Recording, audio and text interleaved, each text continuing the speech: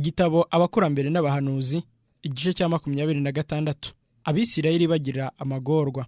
Iki gice gishingiye mu Kuva, igice cya 15 umurongo 22 kugeza kwa 27, igice cya 16 kugeza ku gice cya 18. Abisirayeli bongera gukomeza urugendo rwabo bavuye ku nyanja itukura bayobowe na ya nkingi y'igicu. Ibyishimo byari byabasabye bazi yuko bavuye mu buretwa, kandi igitekerezo cyose cyo kwitotomba cyabavuyemo. Ariko bagenda iminsi 3 babura amazi. Aho impamba bari bitwaje yari amaze gushira. Ntibari bafite icyabacubye inyota igurumana ubwo bagendaga bananiwe cyane mu bibaya byumagajwe n'izuba. Mose wari uzi neza ako karere, yari azi ibyo abandi batazi imara, ahari amasoko amazi ntiyakoreshwaga. Afite agahinda kenshi mu mutima, nibwo yumvaga urusaku rwinshi rw'ibyishimo ngo amazi rwumvikana uruhererekane. Ubwo abagabo, abagore n'abana bihuta kandi banezerewe bateranira kuri iyo soko, nyuma yumva gutaka kuko amazi yaruraga. Muri uko kwiheba kwabo bitotombera Mose, bibagiwe yuko Imana iri kumwe nabo muri cya gicu kidasanzwe yamuyoboraga nk'uko nabo yabayoboraga. Mose yakoze icyo bari bibagiwe gukora, atakira Imana ashishikaye kugira ngo imufashe. Uwiteka amwereka igiti, akijugunya muri ayo mazi ahinduka meza. Aho niho Abisirayeli baherewe isezerano ngo, nugira umwete wo kumvira Uwiteka Imana yawe, ugakora ibitunganye mu maso yayo, ukumvira amategeko yayo, ukitondera ibyo yategetse byose, nta ndwara nzaguteza mu zo nateje Abanyegiputa, kuko ari jye Uwiteka ugukiza indwara. Bavuye i Mara bajya Elimu, aho basanze amasoko 12 y'amazi, aho bahamaze iminsi. Hashize ukwezi bavuye muri Egiputa, ibyo kurya byabo bitangira gushira. Mbese abo bantu benshi cyane bajyaga kugaburirwa bate? Ndetse abategetsi n'abakuru b'abantu bafatanyije n'abandi kwitotombera abayobozi batanzwe n'Imana. Iyo twicirwa n'Uwiteka mu gihugu cya Egiputa tukicaye ku nkono z'inyama, tukirya ibyo kurya tugahaga, none mwadukuyeyo mutuzanira muri ubu butayu kutwicisha inzara n'iri teraniro ryose. Bari bataricwa n'inzara, ariko batinyaga hazaza. Mu bitekerezo byabo babonaga yuko abana babo bazabura ibyo kurya. Uwiteka yemeye ko ibyago bibakuba, kandi ko n'ibyo kurya bigabanuka, kugira ngo imitima yabo imugarukire, we wababereye umucunguzi. Niba mu bukene bwabo bazamutakira, azakomeza abaha ibimenyetso by'urukundo n'impuhwe bye. Bari bafite icyaha cyo kutizera, bibwira yuko bo cyangwa abana babo bazicwa n'inzara. Byari ngombwa yuko bagira amagorwa kandi bakihanganira ubukene.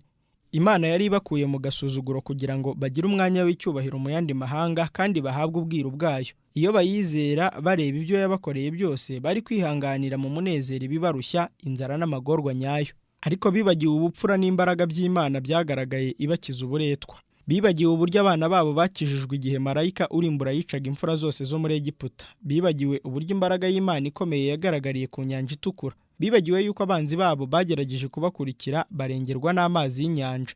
Aho kuvuga bati Imana yadukoreye ibikomeye tukiri abaretwa, irashaka kuduhindura ubwoko bukomeye, bavugaga uko inzira ikomeye kandi bakibaza igihe urugendo rwabo ruruhije ruzarangirira. Imana yifuza yuko abantu bayo muri iyi minsi bongera bagatekereza ku bigerageza Abisirayeli ba kera banyuzemo, kugira ngo bahabwe inyigisho zerekeye kwitegura kwabo Kanani yo mu ijuru.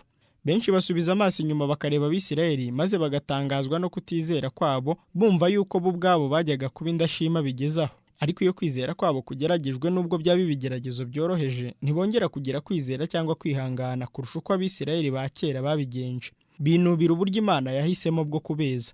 Nubwo ibyo bakeneye ubu babihabwa, benshi bahora bahagaritse umutima w'ubukene bushobora kuzabazaho, maze bagasiga abana babo mu magorwa. Ibisitaza aho gutuma basaba Imana ubufasha, bibatandukanya nayo kuko bibatera kutaruhuka n'imibabaro. Kuki dukwiriye kuba indashima n'abatiringira?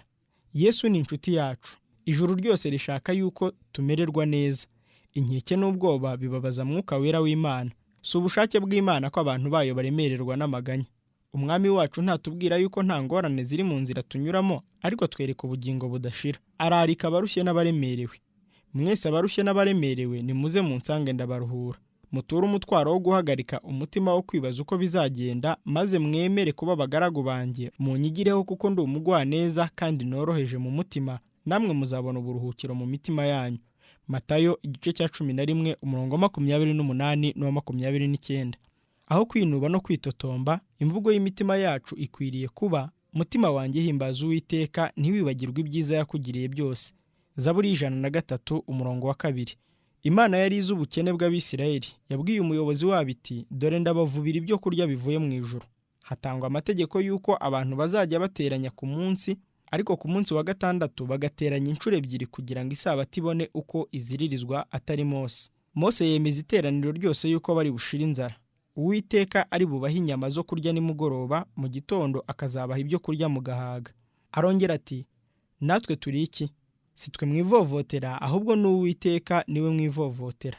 Bagombaga kwigishwa yuko isumba byose atari Mose namba, ahubwo ko ari umuyobozi wabo.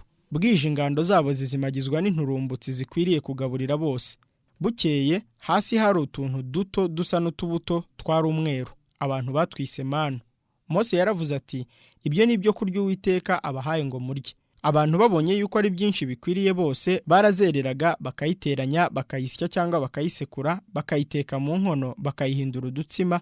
Yaryohaga nk'umutsima usa n'ibango uvuganywe n'ubuki. Kubara igice cya 11 umurongo wa 8 no kuva igice cya 16 umurongo wa 31.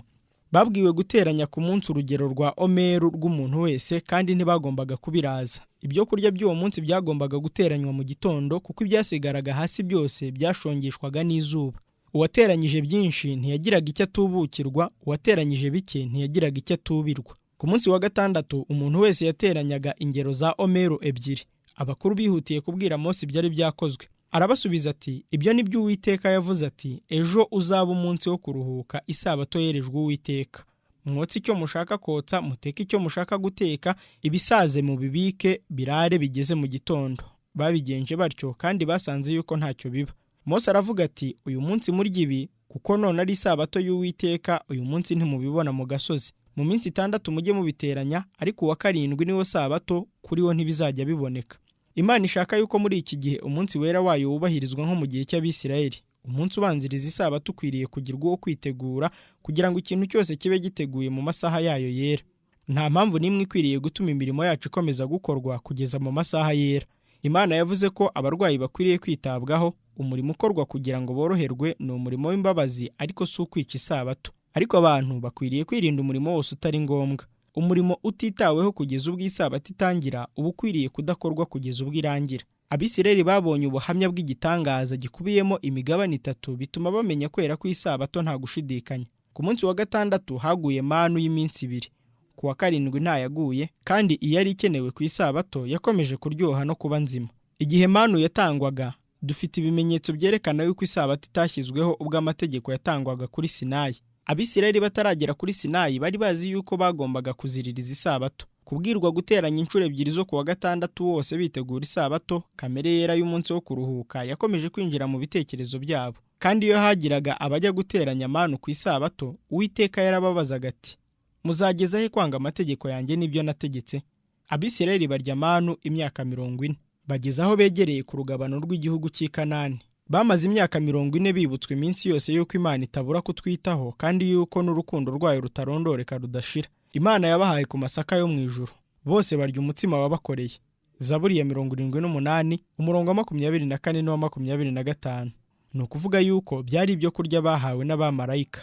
Bigishwaga umunsi wose yuko ntacyo bari bakennye, nk'aho bari bakikijwe n'imirima yeze y'impeke yo mu bibaya birumbuka by'i Kanani. Manu yari urugero rw'uwavuye ku Mana aje guha abari mu isi ubugingo. Yesu yaravuze ati, nige mutsima w'ubugingo. Basekuruza banyu bariraga manu mu butayu, nyamara barapfuye. Uyu ni wo mutsima umanuka uva mu ijuru. Umuntu narya uno mutsima azabaho iteka ryose, kandi umutsima nzatanga kubwo abari mu isi kugira ngo babone ubugingo ni umubiri wanjye. Yohana igice cya 6 umurongo wa 48 kugeza kwa 51. Bavuye mu butayu bw'Isini, Abisirayeli babambye amahema yabo i Refidimu, aho nta mazi yari ahari, kandi nanone ntibizera imbaraga y'Imana. Abantu basanga Mose baramubaza bati, duha amazi tunywe. Barasakuza barakaye bati, niki cyatumye udukurira muri Egiputa kugira ngo utwicishanye inyota n'abana bacu n'amatungo yacu? Igihe bari bamaze guhabwa ibyo kurya byinshi, bibutse kutizera kwabo, kandi bibatera isoni, maze basezerana yuko baziringira Uwiteka mu bihe bizaza. Ariko kwizera kwabo kukigeragezwa ubwa mbere, baratsinzwe. Inkingi y'igicu yabayoboraga yasaga nk'aho ikingirije ikintu kitazwi giteye ubwoba. Na Mose mbese yari iki? Umugambi we wo kubakura muri Egiputa waba wari uwuhe? Gukeka no kutiringira byuzuye imitima yabo, kandi bendaga kumutera amabuye ubwo bivumbatanyaga babitewe n'umujinya. Mose ababaye atakira Uwiteka ati, aba bantu ndabagenzane. yabwiwe kujyana abakuru b'Abisirayeli n'inkoni yari yarakoresheje ibitangaza mu Egiputa ngo bagende banyure imbere y'abantu. Kandi Uwiteka aramubwira ati, nanjye ndahagarara imbere yawe hariya ku gitare cy'i Horebu, ukubita icyo gitare, amazi aravamo abantu bayanywa. Yabigenje atyo, maze amazi adudubiza nk'isoko, ahaza abantu bose. Kubw'imbabazi z'Uwiteka yakoresheje inkoni kubakura mu buretwa. Umwana w'Imana wari uhishwe mu nkingi y'igicu niwe wahagaze iruhande rwa Mose, maze atuma amazi atanga ubugingo adudubiza. Abantu bari aho bose babonye kwera k'Uwiteka, ariko iyo icyo gicu gikurwaho bajyaga kwicwa n'ubwiza butangaje bw'uwakibagamo. Kutizera bagize kwari icyaha gikomeye, kandi Mose yatinye yuko iteka ry'Imana ribageraho. Aho hantu yahise Masa, kugerageza, na Meriba, intonganya. Aho habaye urwibutso rw'icyaha cyabo. Ubwo ibindi byago byari bibahagaritse umutima. Kubwo kwivovotera Uwiteka yabateje abanzi babo. Abameleki barabateye, bica bari basigaye inyuma kubwo kugwa agacuho no kunanirwa. Mose abwira Yosuwa gutoranya muri iyo miryango itandukanye umutwe w'ingabo, maze akaziyobora kurwanya abanzi.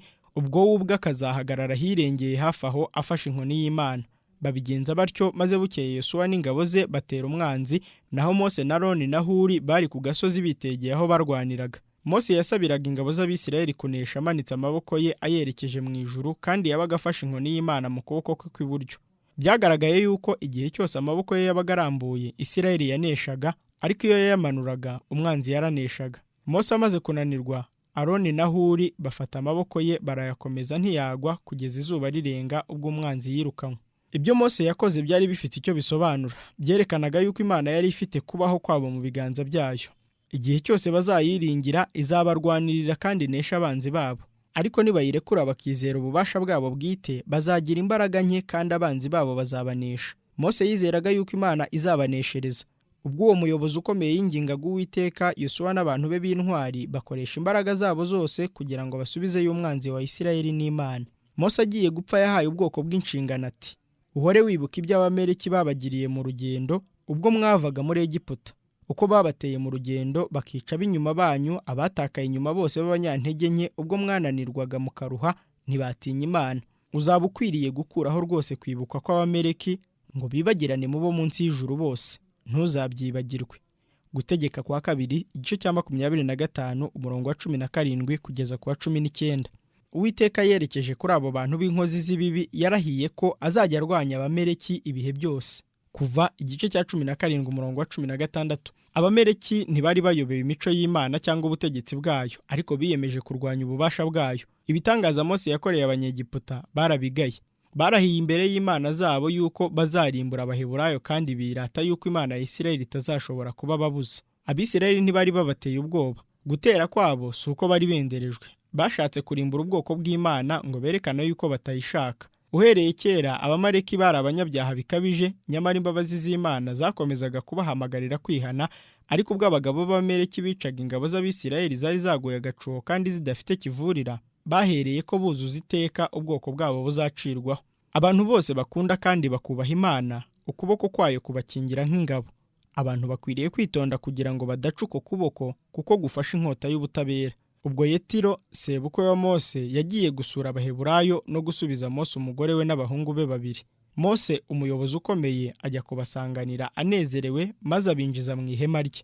Yetiro akiri aho mu ngando, ahera akabona uburyo imitwaro Mose yikoreye iremereye. Uretse inyungu rusange n'inshingano z'abantu n'impaka zabaga muri bo, niwe wazikiranuraga. Yaravuze ati, iyo bafite amagambo baza kuri njye, nkabamenyesha amategeko y'Imana n'ibyo yategetse. Ariko Yetiro aramusubiza ati, ntuzabura gucika intege n'aba bantu muri kumwe, kuko birenze ibyo washobora gukora wenyine. Agira Mose inama yo gutoranya abantu, akabagira abatware b'1,000, abandi b'100, n'abandi b'10,10.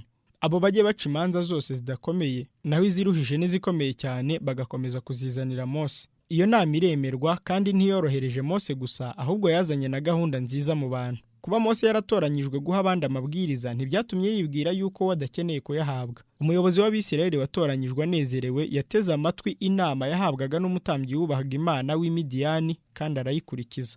Bavuye i Refidimu bakomeza urugendo rwabo bakurikiye ya nkingi y'igicu, banyura mu bibaya by'ubutayu, mu bihanamanga no mu mikoki y'ibitare. Ubwo rero bari bageze aho bitegeye umusozi wa Sinayi, bawurangamiye nk'umutegetsi imbere yabo. Inkingi y'igicu yahagaze mu mpinga yawo, maze abantu babamba amahema yabo mu bibaya hepfo. Aho bajyaga kuhamara hafi umwaka. nijoro inkingi y'umuriro yabizezaga uburinzi bw'Imana, kandi ubwo babaga bari muri nini, umutsima wabaga uvuye mu ijuru wagwaga buhoro buhoro mu ngando z'amahema yabo. Aho niho Isirayeli yaje kwakirira ibitangaza Imana yahishuriraga abantu. Imana yari yarateranyirije abantu bayo aho kugira ngo ibigishe kwera kw'ibyo ishaka, itangaje mu ijwi ryayo amategeko yayo yera. Bagombaga guhinduka bikomeye, kuko ingeso zitesheje agaciro z'uburetwa no gusenga ibigirwamana zari zikiri mu mico yabo. Ubwo Imana yasobanuriraga Abisirayeli ibyayo, yashakaga kubakura mu butindi bw'imico mibi yo mu rwego rwo hasi, ikabageza ku rwego rwo hejuru mu mico myiza.